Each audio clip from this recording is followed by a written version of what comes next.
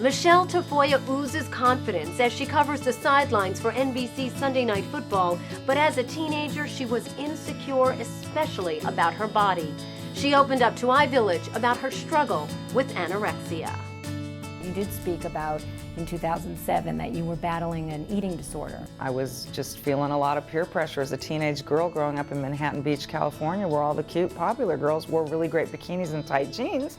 And I wound up, being about 5'5" and getting all the way down to 80 pounds and battling anorexia and scaring the you-know-what out of my parents. Sometimes grateful that I lived through it because it was pretty bad. Is it society we're putting too much pressure on boys and girls? Is it self-induced pressure? Is it some people who are more type A personalities and there's just, what do you think? I think it's almost like a perfect storm of all those things.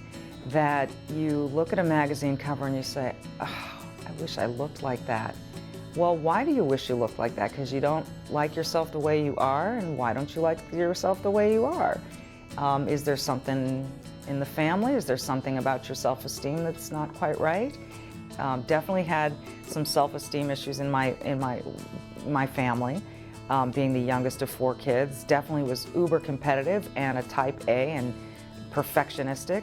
And then had this living in Southern California surrounded by all the beautiful people, and it just was a perfect storm, I think, in my case. What do you do as a mom to try and, whatever you can, help them not face those same kind of pressures? I think I always try to let them know that I think they're beautiful. I don't try to spoil them in any way. I mean, we have definite boundaries in our house about discipline and all of that. But when it comes to loving them up and just out of the blue telling them, you're my beautiful boy, or you're my beautiful girl, look at how beautiful you are.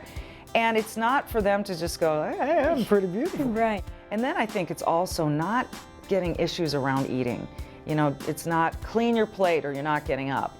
I mean, you want them to eat. Gosh, as a parent, you hate it when your kids won't eat. Right. It's like, manja. Right, but you want to send the right message. Yeah. Eat till you feel till you're full. Eat what you want. Yeah, that's right. We'll save the leftovers for later.